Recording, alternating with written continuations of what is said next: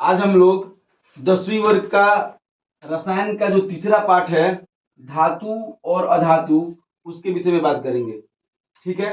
हालांकि यह चैप्टर जो है आपको 8वीं वर्ग में भी अच्छी तरीके से मिला होगा और आपने 8वीं में भी इसको बनाने का पूरा प्रयत्न किया होगा और समझने का प्रयास किया होगा और दैनिक जीवन में भी इससे जुड़ी हुई बातें आपको बहुत सारा मिली होंगी। जैसे कि आप जिस क्लासरूम में बैठे हुए हैं, जिस जगह पे बैठे हुए हैं, यहाँ पर अगर आप अपनी नजरें अगर दौड़ाते हैं तो कुछ चीजें धातु की बनी है, कुछ चीजें अधातु की बनी है।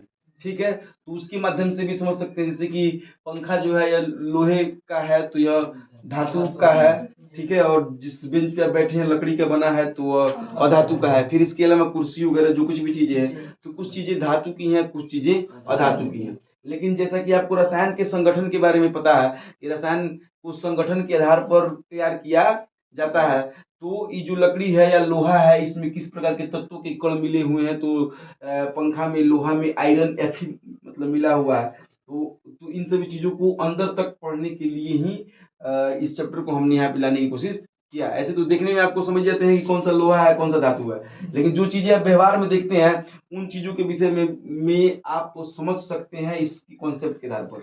जैसे कि जो लोहा है या धातु है उसमें बिजली मतलब आ जाती है, मतलब उष्मा का सुचालक होता है, और जो लकड़ी है उसमें बिजली नहीं आती है, उष्मा का सुचालक होता है। तो कुछ कुछ तो थोड़ा बहुत आपको पता ही है। और वैसे भी कोई भी विद्यार्थी या कोई भी बच्चा क्या होता है कि किसी भी चैप्टर के लिए बिल्कुल अनजान नहीं होता, वो कहीं ना कहीं से कुछ ना कुछ चीज सीखे हुए रहता है।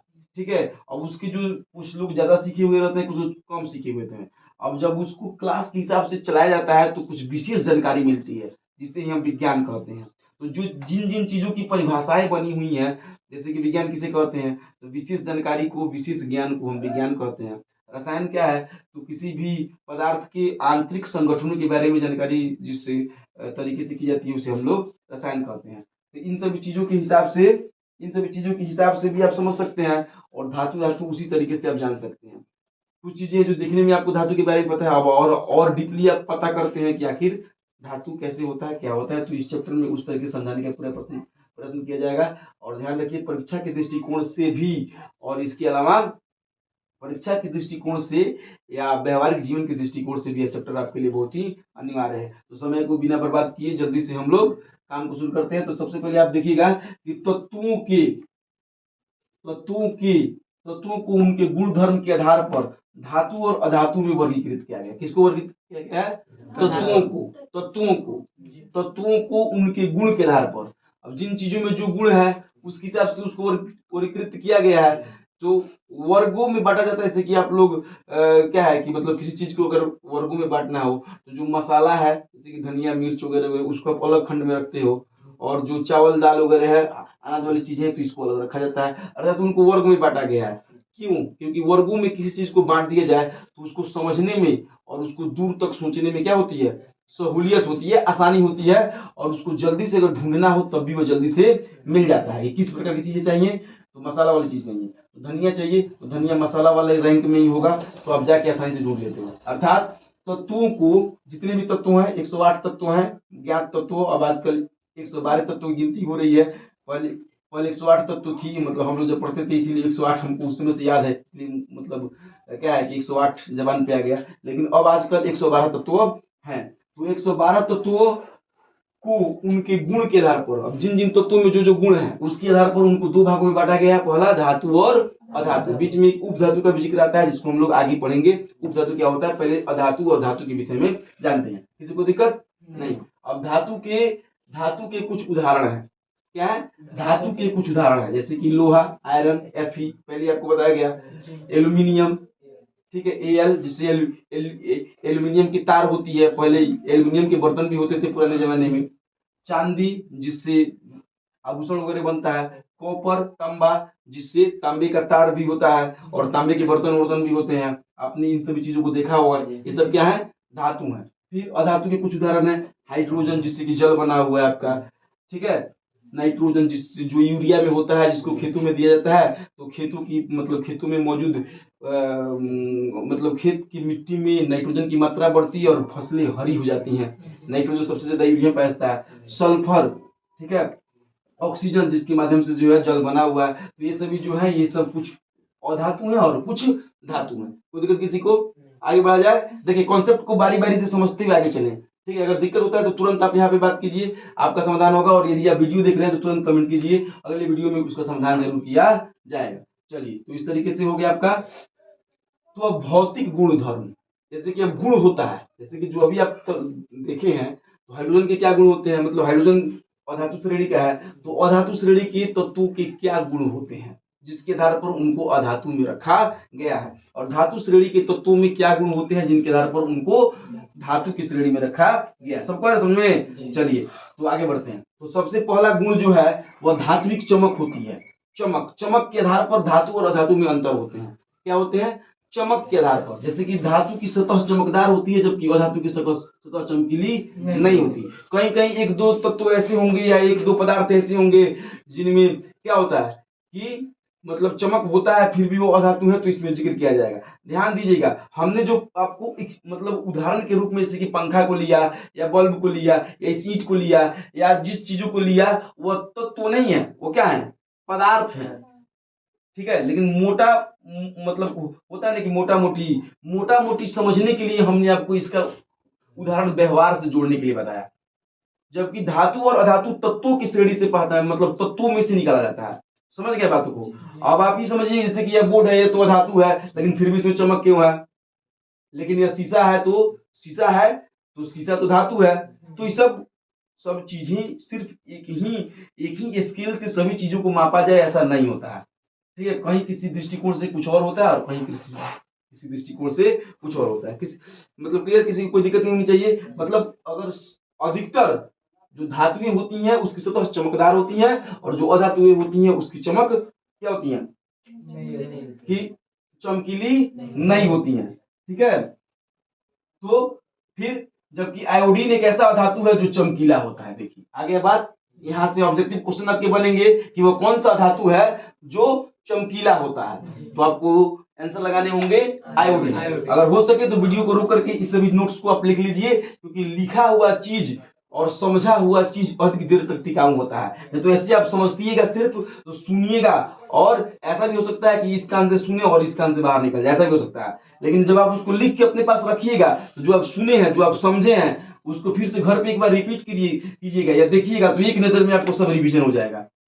जो बातें बताई जा रही हैं इसको आप जब समझ लीजिएगा, तो जब आप कॉपी खोलिएगा तो एक नजर में आपको सब समझ में आ जाएगा। और ये जो है कॉन्सेप्ट है, अब इसके ऊपर सवाल भी बनाने के प्रयास किए जाएंगे। जैसे कि अभी मैंने सवाल बनाया कि वो कौन सा धातु है जो चमकदार होता है, तो क्या कहेंगे?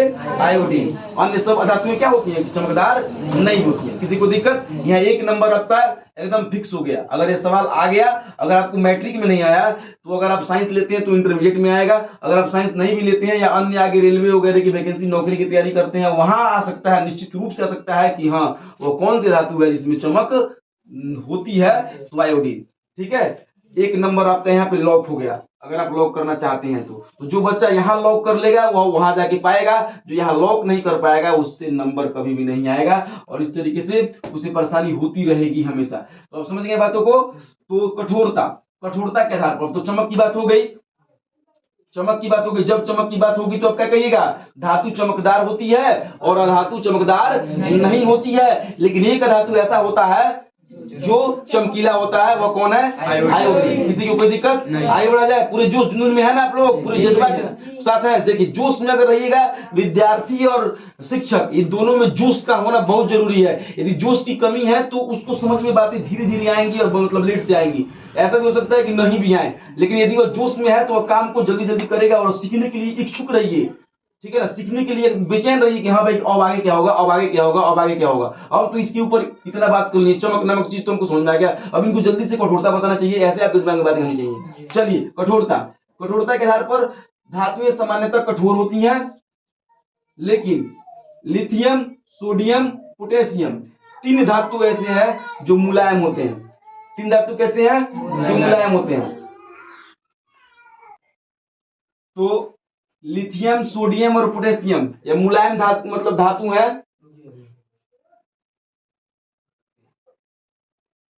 सोडियम और पोटेशियम ये तीनों के तीनों क्या है? मुलायम धातु हैं। इसलिए इनको चाकू से काटा जा सकता है, सवाल बनता है यहाँ पर कि वो कौन सा धातु है जिसे चाकू से काटा जा सकता है। तो क्या होगा जवाब? हाँ, चाकू से क्यों काटा जा सकता है? गुड। चलिए यहीं पे आपके सारे सवाल मैं क्लियर करते चल रहा हूँ। अब ये जो है अधातु, ये अधिकतर कठोर नहीं होते हैं। कार्बन का एक अपरूप है हीरा, जो सबसे कठोर होता है दुनिया में। सबसे कठोर मतलब कौन पदार्थ है? तो हीरा है। उसे अधातु के रूप में माना जा सकता है, अधातु नहीं है लेकिन अधातु के रूप में माना जा सकता है। कार्बन अधातु है और उसका अपरूप है कौन? हीरा। सुन के बातों को। चलिए, फिर रूप, धातुएं कमरे के ताप पर ठोस रूप में पाई जाती हैं। किस रूप में पाई जाती हैं? ठोस रूप में। और अधातुएं ठोस या गैसीय रूप में पाई जाती हैं। जो अधातु होता है वह ठोस रूप में या गैसीय रूप में होता है, लेकिन धातु कमरे के ताप पर ठोस रूप में पाया जाता है। ठीक है, लेकिन मरकरी एक ऐसा धातु है जो द्रव के रूप में पाया जाता है। अब जितने धातु हैं सबके सब ठोस होते हैं, लेकिन एक मरकरी ऐसा है जो द्रव के रूप में पाया जाता है। सवाल बनेगा कि वह कौन सा धातु है जो द्रव के रूप में होता है, तो क्या कहिएगा? मरकरी। गुड। चलिए, केवल ब्रोमीन को छोड़ के अन्य सभी रूप तरल में होती हैं। ठीक है, एक ब्रोमीन, केवल ब्रोमीन को छोड़कर जो तरल रूप में होती हैं। ब्रोमीन जो है एक ऐसा अधातु है जो द्रव में होता है, नहीं तो और सब के सब अधातु ठोस में होते हैं, यानी तो गैस में होते हैं। ब्रोमीन क्या होता है? द्रव के रूप में। अगर बात किया जाए कि वह कौन सा अधातु है जो द्रव के रूप में रहता है, तो क्या कहिएगा? ब्रोमीन। किसी को दिक्कत नहीं। आघात वर्ध्यता, कुछ धातुओं को पीटकर पतली चादर के रूप में बनाया जाता है। मतलब आघात वर्ध्यता, कुछ धातुएं जो फैलती हैं और कुछ धातुएं जो है नहीं फैलती, सॉरी, कुछ धातुएं फैलती हैं लेकिन अधातुएं नहीं फैलती हैं। जैसे कि मान लीजिए आप लोहे को पीटिएगा तो वह टूटेगा नहीं, चौड़ा हो जाएगा, जबकि लकड़ी को पीटिएगा तो वह टूट सकता है। ठीक है ना, समझ रहे बात को? चलिए आगे बढ़िए, आगे वाला पेज। तन्यता, धातु को पतली तार के रूप में आप खींच सकते हैं। धातु तना भी जाता है। तन्यता मतलब तानना। आघात वर्तता मतलब चौड़ा होना। ध्यान रखिएगा, ये बहुत जबरदस्त शब्द है जो हमेशा आपको मिलते रहता है केमिस्ट्री में। तन्यता मतलब तानना। और अधातुएं तन्य नहीं होती हैं, अधातुएं तनती नहीं है, जबकि धातुएं क्या होती हैं? तनती हैं। विद्युत और ऊष्मा के सुचालक, ये तो पहले बात हो चुका है। जो धातु है तो विद्युत और ऊष्मा के सुचालक होते हैं, जबकि अधातु विद्युत और ऊष्मा के सुचालक होते हैं। किसी को दिक्कत? ठीक है ना। लेकिन सीसा और मरकरी ऐसा धातु है, सीसा और मरकरी ऐसा धातु है जो क्या होता है? कुचालक होता है। ठीक है, और ग्रेफाइट एक ऐसा अधातु है जो चालक होता है। समझ गए?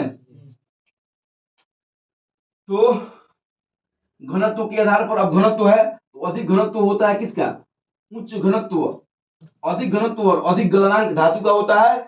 और उच्च घनत्व मतलब सामान्य घनत्व कम गलनांक किसका होता है? अधातु का होता है। किसी को दिक्कत? चलिए आगे बढ़े। लेकिन सोडियम और पोटेशियम का घनत्व और गलनांक कम होता है। सोडियम और पोटेशियम धातु होने के बाद भी उसका गलनांक क्या होता है? कम होता है। समझ गए? और धातुएं कठोर सतह से टकराने पर आवाज उत्पन्न करती हैं और अधातुएं कठोर सतह से टकराने पर कम आवाज उत्पन्न करती हैं। किसी को दिक्कत नहीं? समझ गए ना। ऑक्साइड, ऑक्साइड जो है अधिकतर धातुएं क्षारीय ऑक्साइड बनाती हैं और अधातुएं अम्लीय ऑक्साइड बनाती हैं। अधातुएं क्या होती हैं? अम्लीय ऑक्साइड बनाती हैं और धातुएं क्या होती हैं? क्षारीय ऑक्साइड बनाती हैं। तो अभी आपने 9 स्तर पर आपने क्या सीखा कि 9 स्तर पर आपने धातु और अधातु में अंतर सीखा। लेकिन यह जो अंतर है वह क्या है? भौतिक अंतर। धातु और धातु के बीच 2 प्रकार के अंतर होते हैं, एक भौतिक अंतर और एक रासायनिक अंतर। लेकिन आपने क्या देखा? भौतिक अंतर। किसके आधार पर? भौतिक गुणों के आधार पर। समझ गए? अगर आपका सवाल पूछ दे परीक्षा में, बहुत पूछता भी है कि धातु और अधातु में भौतिक गुणों के आधार पर अंतर बताएं या भौतिक अंतर बताएं, तो अभी हमने आज जो आपको बताया है यही बात बताइएगा। ठीक है, आगे बढ़ा जाए। कोई दिक्कत नहीं यहाँ तक किसी को? चलिए, अब धातुओं के रासायनिक गुण। धातु के जो रासायनिक गुण होते हैं वह क्या होते हैं? मतलब धातु रसायन के अंदर क्या उसकी प्रक्रियाएं होती हैं। तो जब धातु वायु से अभिक्रिया करता है तो क्या होता है? धातु जब ऑक्सीजन के साथ अभिक्रिया करके धातु ऑक्साइड बनाता है। धातु क्या करता है?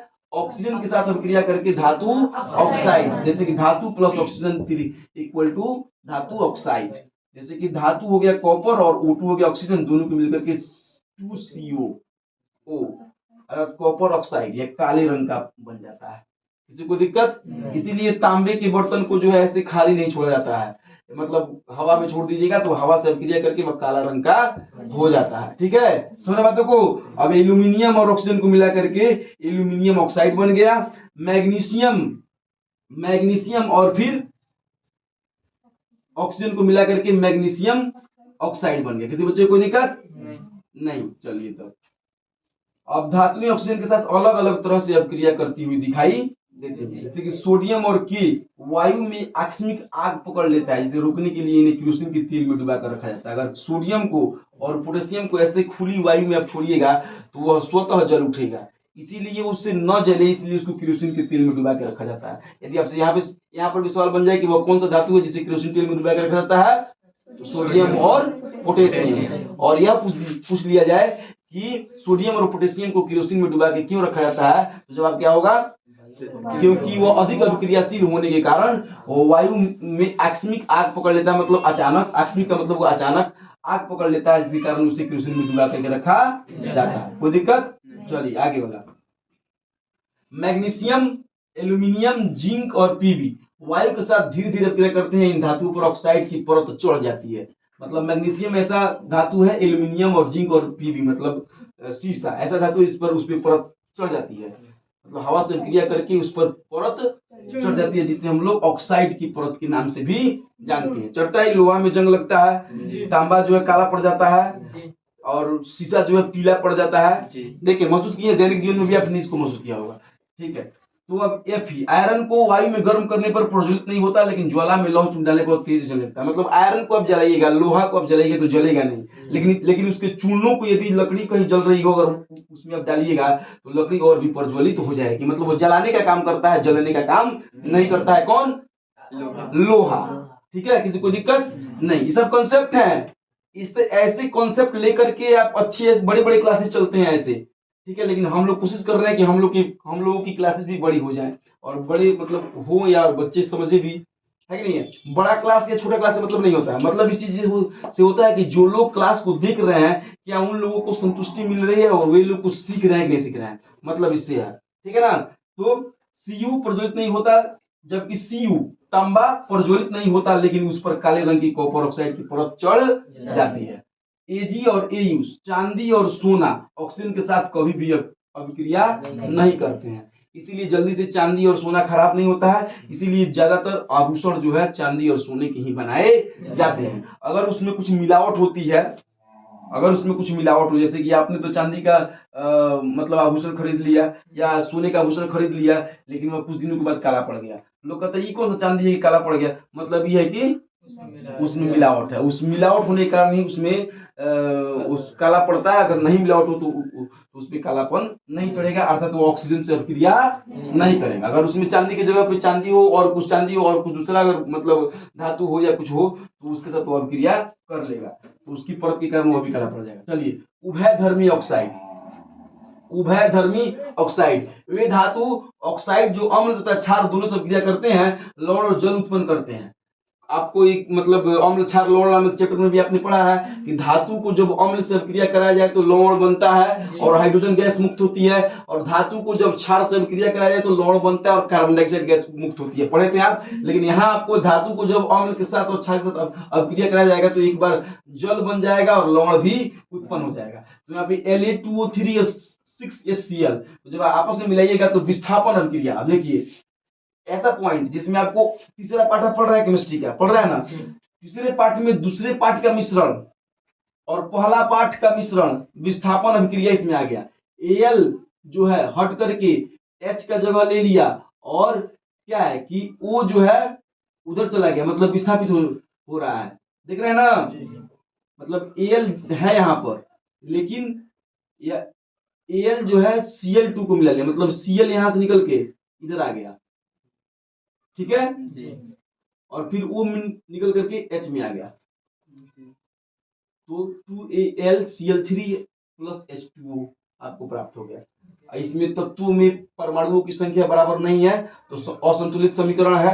तो असंतुलित समीकरण है तो आप इसे संतुलित भी कर सकते हैं, हालांकि वह मैटर इस समय नहीं है। मैटर यहाँ पे हम लोग को धातु समझने वाली है, समझ गए। तो फिर अब यहाँ HCl क्या है, अम्ल है, और Al क्या है, धातु है। धातु जब अम्ल की धातु के ऑक्साइड, ये Al2O3 ये धातु के ऑक्साइड है।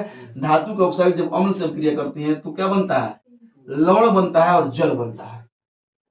2AlCl3 जो बना हुआ है लवण है, ठीक है, और H2O जल बना, मतलब ऐसे इसमें कहा जा रहा है।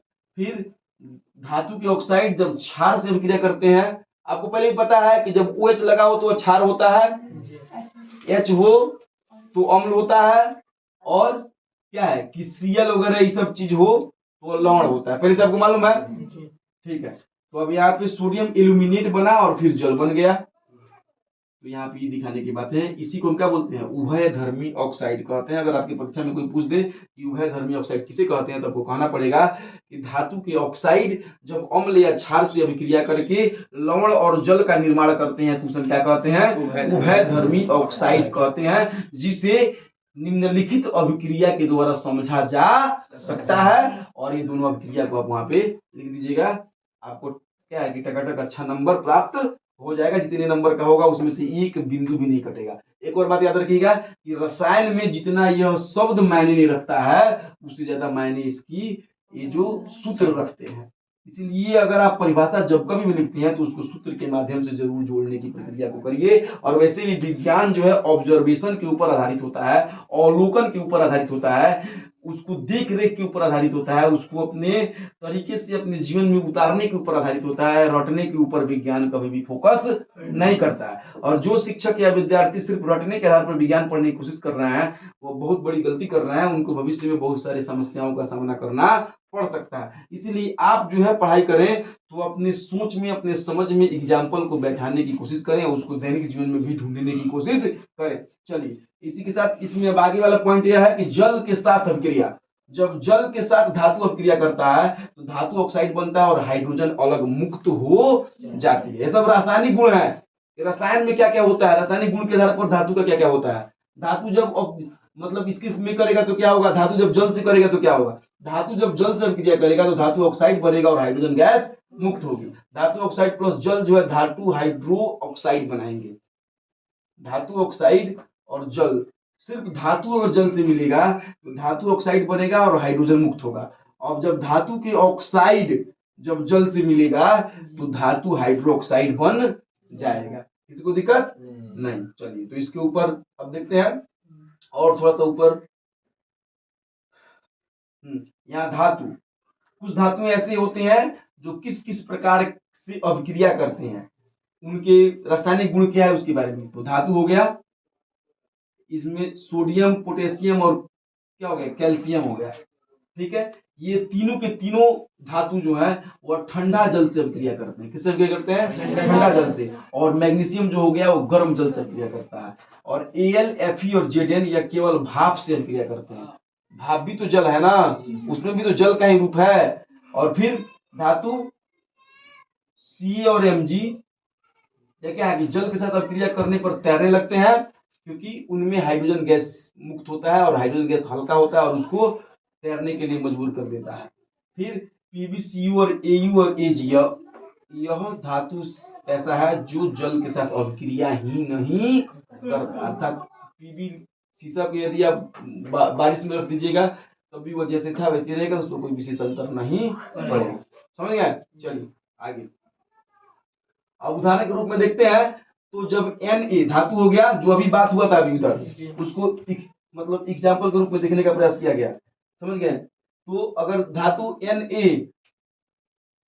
Na और 2H मतलब H2O, तो धातु जब जल से क्रिया करेगा तो क्या बनेगा, NaOH बनेगा और हाइड्रोजन गैस मुक्त होगा और ऊष्मा उत्सर्जित होगी। यहाँ एक और सवाल बन सकता है, सवाल बन जाएगा कि जब सोडियम को जल से अभिक्रिया कराओगे तो क्या होगा। ऐसे बन सकता है, क्या होता है जब सोडियम को जल से अभिक्रिया कराओगे, तो क्या लिखोगे, लिखेंगे कि जब सोडियम को जल से अभिक्रिया कराएंगे तो सोडियम हाइड्रोक्साइड बनेगा और हाइड्रोजन गैस क्या होगा, उसमें मुक्त होगा। ठीक है, तो इसको अब इस बात को लिख देंगे और इस एग्जाम्पल द्वारा उसको दिखा देंगे, जैसा कि अभी हमने बताया है। ठीक है, फिर Ca जब जल से अभिक्रिया करता है तो CaOH बनेगा, सोडियम पोटेशियम हाइड्रोक्साइड बन जाएगा, सॉरी कैल्शियम हाइड्रोक्साइड बन जाएगा और H2O मुक्त हो जाएगा। फिर मैग्नीशियम से वही काम, एल्यूमिनियम से वही काम, लोहा से भी वही काम। किसी को दिक्कत नहीं भैया। नहीं। अब धातुओं के तनु अम्ल के साथ अपक्रिया। तनु अम्ल समझते हैं, जैसे कि हमने आपको किसमें बताया है, अम्ल क्षार लवण में, जिसमें पानी की मात्रा ज्यादा हो और अम्ल की मात्रा कम हो, क्या कहलाता है, तनु अम्ल कहलाता है। तो धातु का साथ जब तनु अम्ल की अपक्रिया करोगे तो लवण बनेगा और हाइड्रोजन गैस मुक्त होगा। ठीक है, जैसे कि Fe और 2HCl जब आप अपक्रिया करेगा तो FeCl2 बन जाएगा और H2 अलग हो जाएगा। फिर Mg2HCl MgCl2 बन जाएगा और H2 अलग हो जाएगा। तो ये जो है सब सब क्या है, धातु के धातु के रासायनिक गुण है। अब सिर्फ धातु की बात हो रही है। फिर वो वही काम यहाँ होगा, Zn जबल मतलब HCl HCl सब क्या है, अम्ल है, और Cl जो भी मिला है ये क्या है, लवण है, और सब में हाइड्रोजन गैस मुक्त हो रही है। किसी को दिक्कत? चलिए तो अब आगे बढ़िए। मतलब तांबा और चांदी और पारा ये तीनों अम्ल के साथ अपक्रिया नहीं करते। गुड, बहुत ही फैंटास्टिक पॉइंट। अगर आपसे बात आ गया, सवाल आ गया कि वो कौन सा धातु है जो अम्लों से अपक्रिया नहीं करता, तो बस तीन ही अम्ल मतलब धातु हैं जो अम्ल से अपक्रिया नहीं करते हैं। कौन कौन? तांबा, चांदी और Hg, पारा। ठीक है, समझ गए? धातु के अन्य धातुओं के लवण के साथ अपक्रिया। धातु अब लवण से अपक्रिया करता है तो क्या बनता है, धातु क जब लवण विलयन ख के साथ अपक्रिया करेगा तो लवण विलयन क बन जाएगा और धातु ख बाहर निकल जाएगा। देखिए कैसे, इसको विस्थापन अपक्रिया भी कहा जा सकता है। समझ रहे बात? देखिए धातु क लवण विलयन इसके साथ जब अपक्रिया करेगा, अधिक अभिक्रियाशील धातु अपने से कम क्रियाशील धातुओं को यौगिक के विलयन से विस्थापित कर देता है। समझ रहे बातों को? जैसे कि इसमें उदाहरण नहीं दे रहा, मान लीजिए आपका अगर क्या हो गया कि Fe हो गया NaCl से अभिक्रिया कर रहा है, NaCl2 ठीक है, निशान क्या बन जाएगा, FeCl2 प्लस Na अलग विस्थापित हो जाएगा। देख लीजिएगा, Na तक आ रहा है वीडियो में। हाँ, तो यहाँ पे इसको विस्थापित कर दिया, Fe यहाँ चला गया और Na को विस्थापित कर दिया, तो इसे विस्थापन अपक्रिया भी कहा जाता है, जो हम लोग मतलब फर्स्ट लेसन में पढ़े हुए हैं। अब अधिक अपक्रियाशील धातु अपने कम क्रियाशील धातु को यौगिक के रूप में विस्थापित करते हैं। इस धातु की संक्रियता श्रेणी पर मतलब संक्रियता श्रेणी होती है, जैसे कि कौन कितना एक्टिव है, कौन कितना सक्रिय है। तो थोड़ा देखिए कि पोटेशियम सबसे अधिक है, पोटेशियम सबसे क्रियाशील है। जहां अगर के हो और इधर Na हो तो Na को हटा करके के अपना जगह ग्रहण कर लेगा, जहां Na हो वह NCA को हटा करके अपना जगह ग्रहण कर लेगा। चलिए, मतलब यह क्रियाशील घटती हुई है, मतलब नीचे से घटेगी और ऊपर से बढ़ेगी। अधिक अभिक्रियाशील के Na मतलब ऐसे लिखा जा सकता है इसको, कैसे, ऐसे बड़ा छोटा के निशान से, सुन रहे हैं? मतलब Pb सबसे छोटा, उससे बड़ा Fb से इसे मतलब अभिक्रिया करने में, समझ गए? चलिए अब हम चाहेंगे कि अब वही, अब देखिए अब उसके बाद भी है, जितना था उसके बाद अब यहाँ है, इसको याद करिएगा। सबसे कम क्रियाशील कौन है? तांबा, फिर Aq, Ag, Cu, H वगैरह करके इसको ट्रिक के हिसाब से भी आप याद कर सकते हैं, पहला नाम के हिसाब से याद करिएगा। अब इसके बाद वाला मतलब क्लास जो है हम लोग इसकी अगले भाग में पढ़ेंगे। देखा जाए कितना इसमें पेज है, तो कौन सा पेज? अभी 5 पढ़ रहे हैं हम लोग, 6, 7, 8, 9, 10, 11, मतलब अभी 9 तक है, 10 में हम लोग क्वेश्चन आंसर है। ठीक है, 9 तक पढ़ना है, तो ठीक है, आधा हम लोग पढ़ चुके हैं, लगभग आधा से थोड़ा ज्यादा पढ़ चुके हैं। एक और भाग बनेगा, भाग 1 होगा ये धातु अधातु, भाग 1 के नाम से इसका मतलब होगा। आप चाहें तो घर पर भी देख सकते हैं, आज शाम तक इसको अपलोड कर दिया जाएगा और आप इसको देखिए और जितना पढ़ा दिया गया उतना का नोट्स बनाइए और उसके ऊपर सवाल जवाब करने की कोशिश करिए और याद करिए, समझने की कोशिश करिए। इसी के साथ आज की हमारी क्लास समाप्त होती है, फिर हम लोग मिलेंगे अगले किसी क्लास में।